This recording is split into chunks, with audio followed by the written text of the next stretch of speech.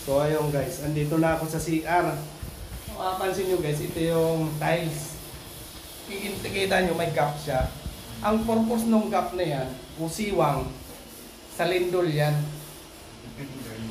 Para in case na lumindol, hindi yan puputok. Kasi once na magkadikit yan, uuga yan eh. Kikis-kisin niya yan.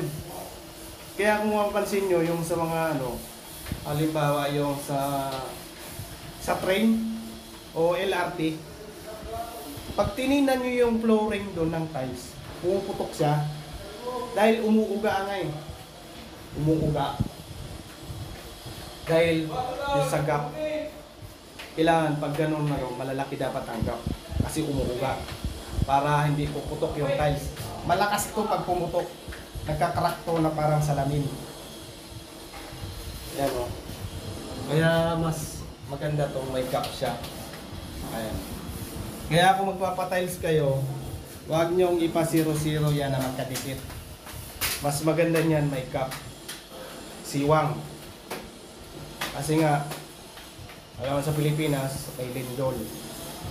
So, ayun guys. Dito lang muna, trabaho muna ako.